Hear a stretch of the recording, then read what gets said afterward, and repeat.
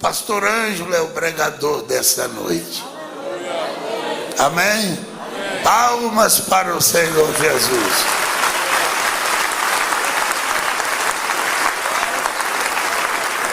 Glória a Deus. Paz do Senhor, igreja amada. Vamos ler um texto, Filipenses capítulo 3, versículos 13 e 14. Igreja do Senhor Jesus, felizes pela semana tão próspera que Deus nos concedeu. Mensagens maravilhosas, Deus vem falando com a igreja. E esperamos sair daqui melhores, não é, irmãos? Para servir a Deus nesse ano novo, aleluia, com muito mais afinco, mais disposição de fé, mais sentimento de obediência, enfim, a obra do Senhor ser realizada. Filipenses 3, 13 e 14, vocês encontraram? Amém. Aleluia, diz assim: irmãos, quanto a mim, não julgo que o haja alcançado, mas uma coisa faço, e é que, esquecendo-me das coisas que atrás ficam, e avançando para as que estão diante de mim, prossigo para o alvo, pelo prêmio da soberana vocação de Deus, em quem, irmãos? Amém. Aleluia, Jesus. Nesse texto nós aprendemos com o apóstolo Paulo, um grande ensinador, meus amados. E uma pergunta ela vem ao ler o texto sagrado, porque ele fala de esquecer de coisas que para trás ficam. Olha, é fácil esquecer? Alguém perguntaria. E obviamente eu digo aos queridos irmãos que não. Principalmente o ofendido, né? A pessoa tem dificuldade. E outra que nós não sofremos de amnésia, graças a Deus. Então, qual a visão aqui do apóstolo, meus queridos irmãos? E eu vou procurar ser o mais sucinto possível em relação a isso. O que é esquecer? É passar de fato uma borracha? Sofrer de algo na memória que não vai mais se recordar? Não, não é isso. Na verdade, o apóstolo Paulo está nos ensinando aqui que o nosso passado, as nossas decepções, as nossas agruras, nossas dificuldades, nossas vergonhas, nossas lutas, não podem, irmãos, em absoluto, dirigir o nosso futuro. Você precisa esquecer. Aleluia. Não é que vai desaparecer da tua mente, mas aquilo não pode mais te governar. A gente vê todo dia, toda hora, pessoas que vêm até nós carregadas de traumas, de problemas, de dificuldades. E às vezes você pensa que é uma coisa recente, que é uma feridinha ali aberta há poucos instantes, que logo aquilo vai... Não. Coisas antigas, coisas velhas, coisas lá de trás, de anos, meus apreciados irmãos, de tempo. É crente. Participa da ceia. Tem até às vezes na igreja um ministério, um chamado, desenvolve aquilo, mas traumatizado, cheio de problemas.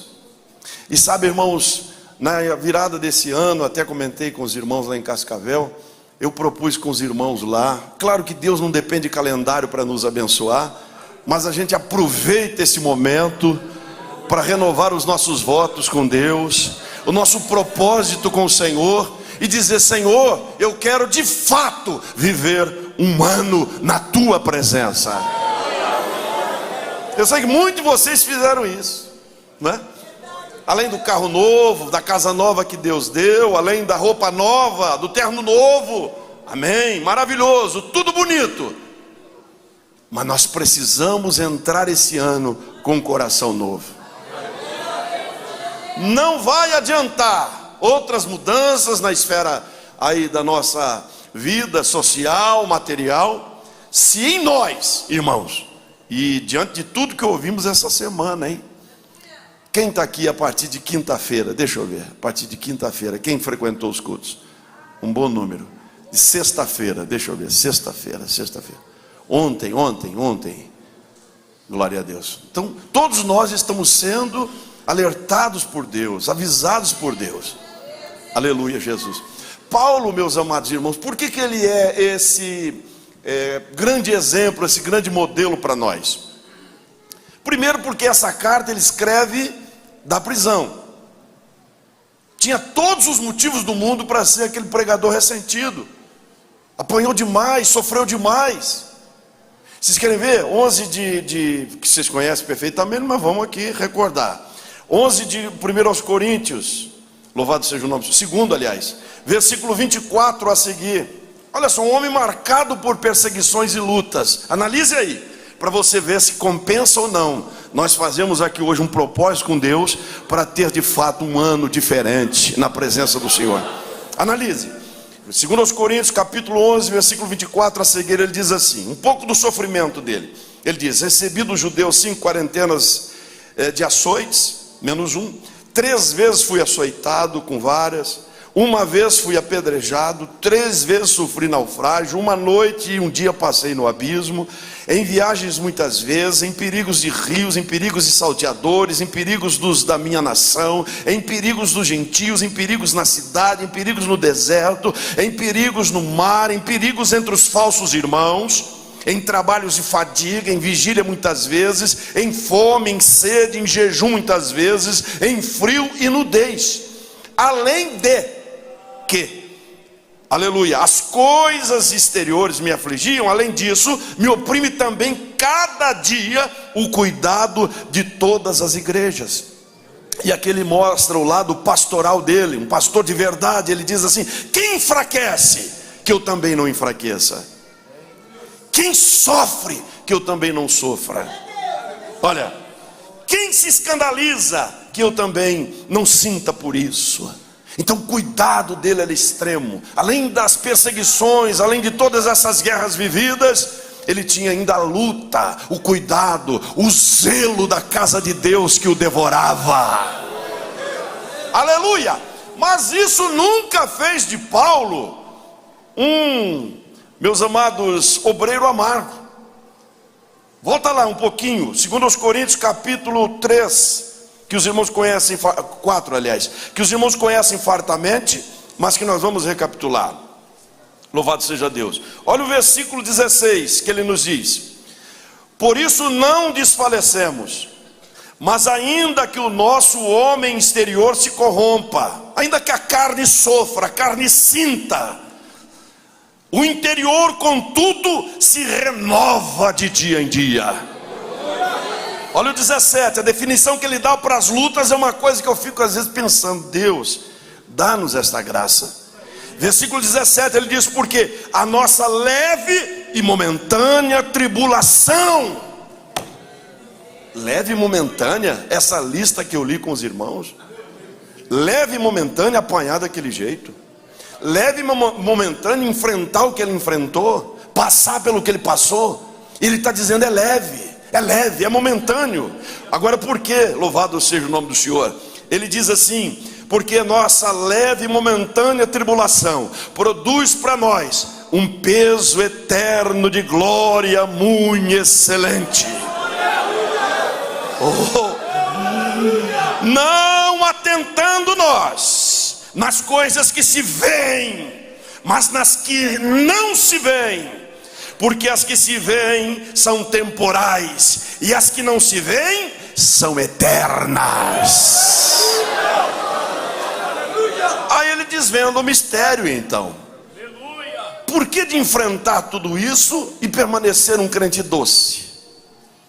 Por que de enfrentar todas essas adversidades e no entanto continuar falando da graça bendita do Senhor Jesus com tanto amor?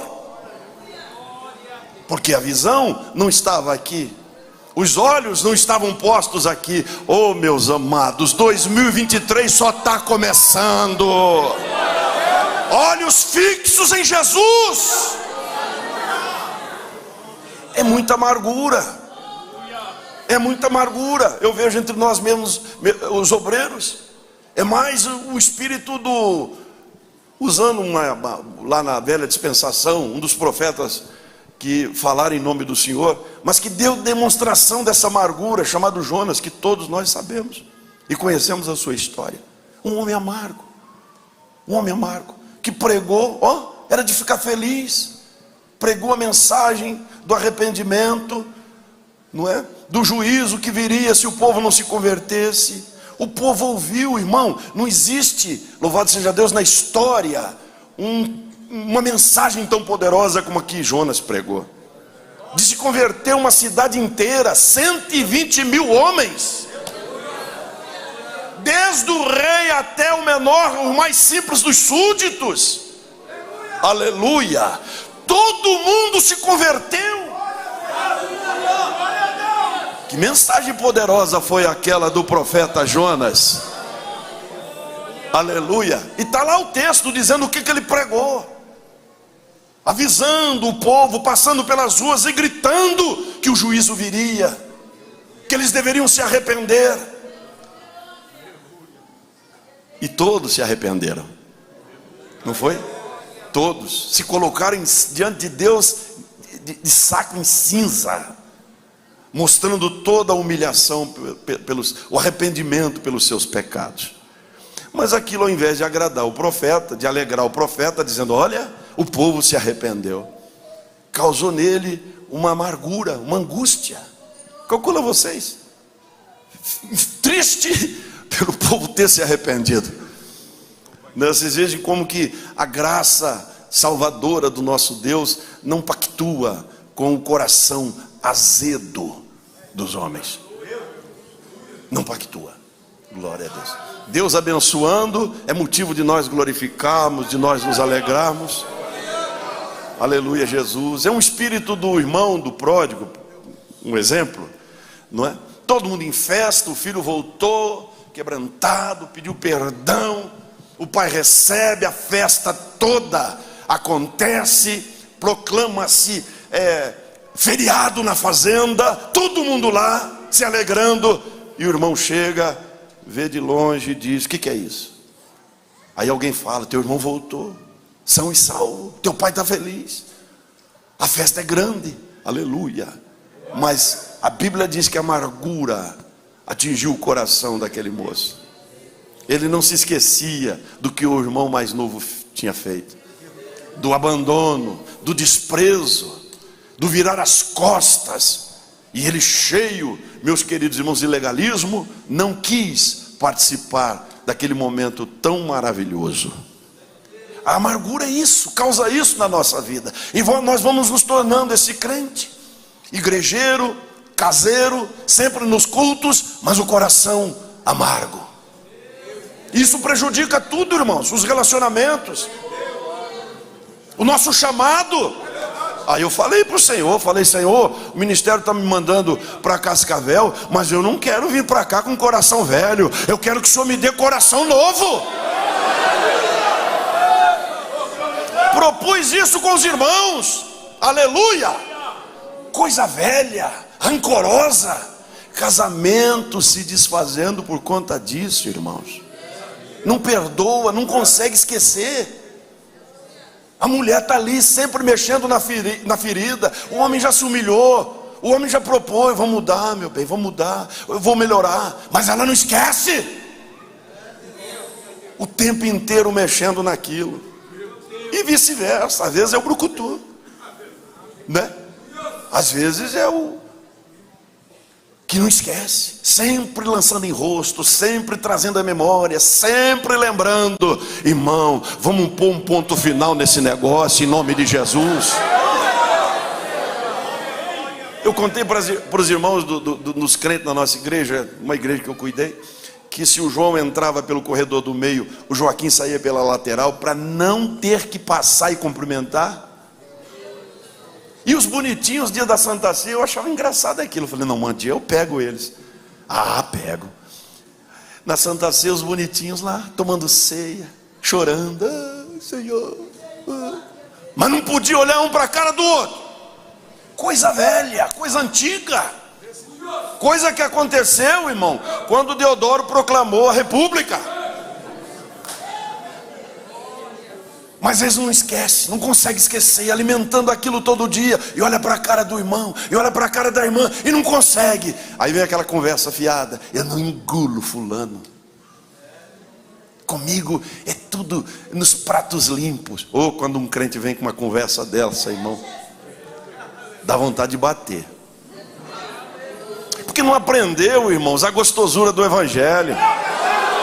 Não aprendeu que Jesus levou os nossos pecados e dele não se lembra mais. Aleluia! Tem que esquecer. Um grande exemplo para nós, que os irmãos conhecem muito bem, foi José. Foi José. Eu acho lindo aquela escritura lá de 41 de Gênesis. Quem tiver com a Bíblia e quiser acompanhar, eu vou fazer essas citações. Aleluia. Quando, no nascimento dos filhos, ele lança assim um dia especial, uma data especial, não simplesmente pelos filhos, mas o nome que ele deu para os filhos representava algo extraordinariamente grande na vida dele. Vocês sabem da história, não é, irmãos? Mas vamos lá. Vamos ler em nome do Senhor Jesus. Diga graças a Deus. Gênesis 41, versículo 51, é isso, irmão? Aleluia. Olha o que diz a bendita e preciosa palavra do Senhor, meus apreciados. E chamou José o nome do primogênito Manassés, porque disse: Deus me fez esquecer de todo o meu trabalho e de toda a casa de meu pai. A ordem aqui está corretíssima, é assim mesmo, não tem como ser diferente. Aqui a ordem dos fatores altera o produto, sim, se você quiser fazer diferente. Porque a ordem é a seguinte: chamou José o nome do primeiro Manassés, porque disse: Deus me fez esquecer. 52 ele diz: nasceu um outro filho, a seguir nasce o segundo. Diz que ele chamou Efraim, porque disse: Deus me fez crescer na terra da minha aflição. Qual que é a ordem então? A ordem é esquecer para crescer, esquecer para aquecer, esquecer para crescer. Não tem outro jeito. Você vai patinar a vida inteira, irmão. Você que é esse crente de coração rancoroso, que não esquece, pastor, não esqueça o dia que eu fui humilhado, aquele dia que o irmão... Você não vai crescer. A senhora não vai crescer, irmã, enquanto não soltar isso, enquanto não abrir mão disso, enquanto essa coisa continuar no seu coração. Morre de velho e não cresce. Mas o dia que você se desprender, que você disser: Senhor Jesus, não, a partir de agora não, Senhor, tudo bem, eu lembro, mas perdoo, eu lembro, mas amo, eu lembro, mas recebo, eu lembro, mas abraço, eu lembro e não quero mais esse ressentimento no meu coração. Deus vai te abençoar, irmão. E está aí uma coisa que ninguém faz, é você que tem que fazer, porque eu não conheço, né? Esse teu coração eu não conheço. Por fora está bonito, está tudo bem, como dizia minha mãe, por fora bela viola, por dentro pão bolorento. Por fora está ótimo, tá como manda o figurino, ó, tá no script, arrumadinho, cabelo, gravata, paletó, que bonitinho, que coisa linda, uma graça. Mas e aí dentro desse coração? Como é que está aí dentro, meu irmão?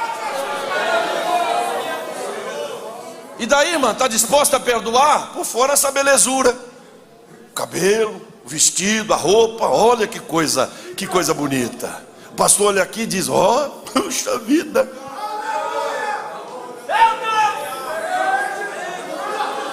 Mas e por dentro? Fala para mim, fala.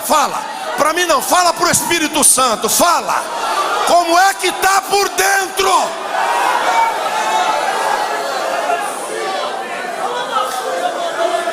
Se esquecer, cresce. Se esquecer, cresce.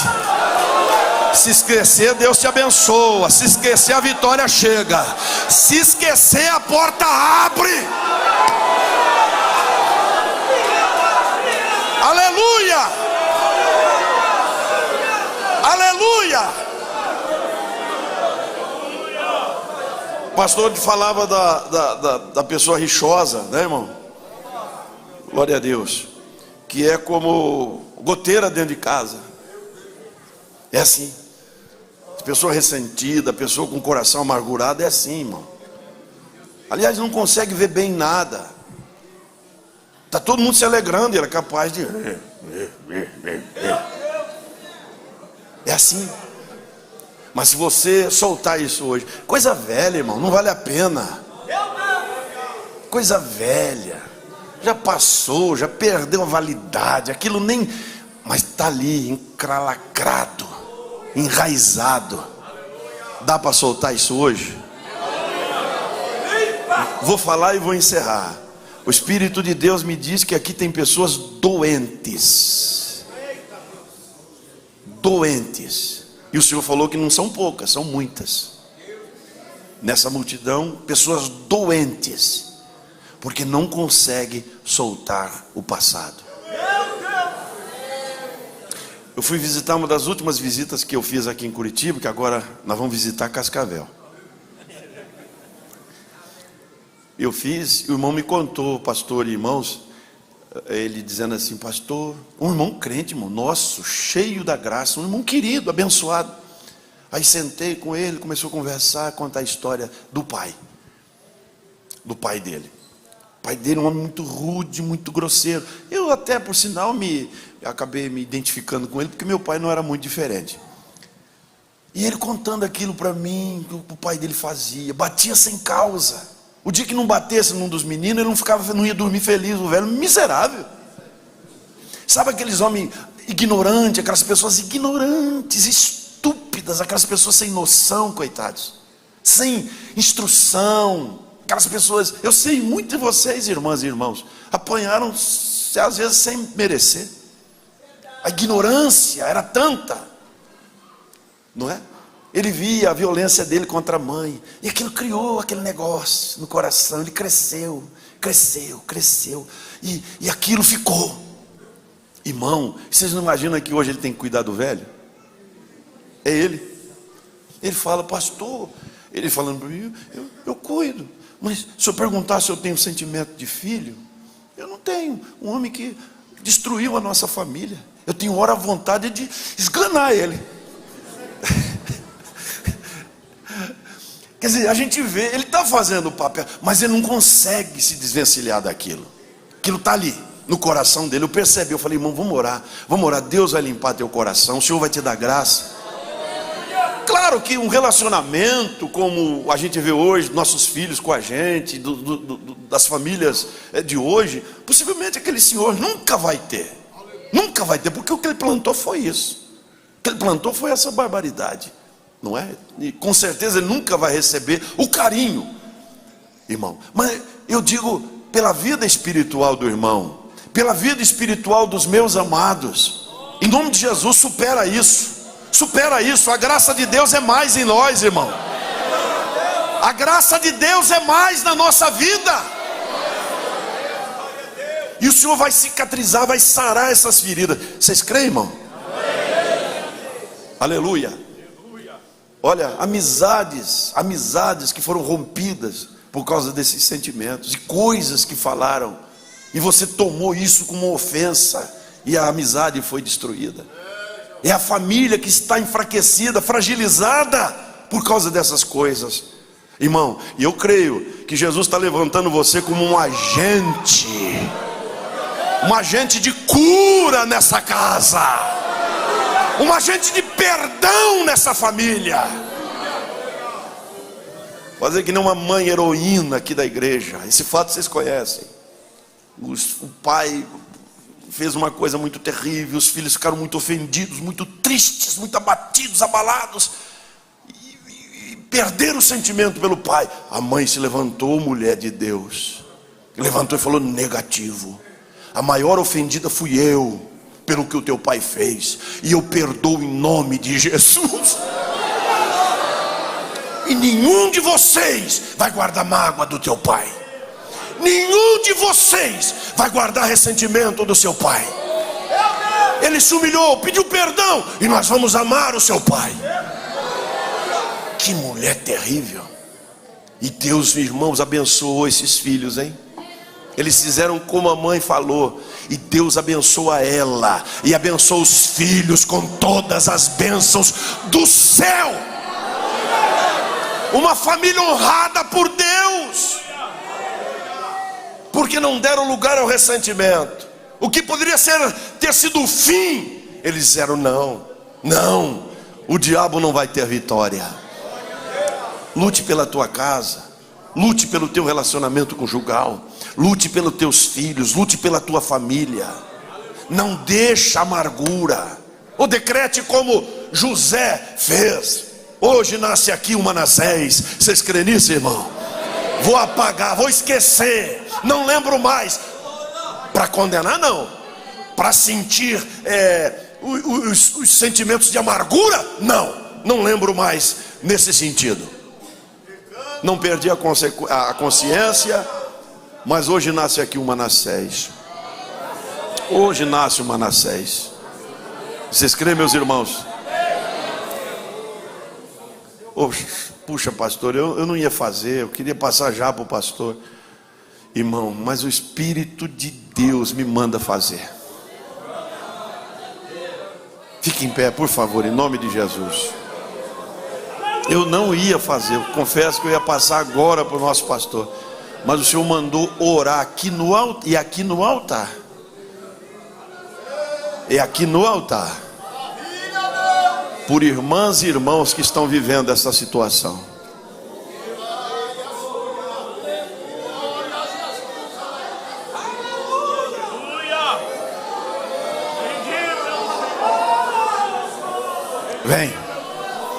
Vem aqui à frente, vem aqui. É 1 minuto. É 1 minuto, irmão. A tua cura está aqui. A solução chegou. O remédio está aqui. Pode vir. Aleluia. Isso, pode vir. Labás. Olha, se canta, Labás. Vem, 1 minuto.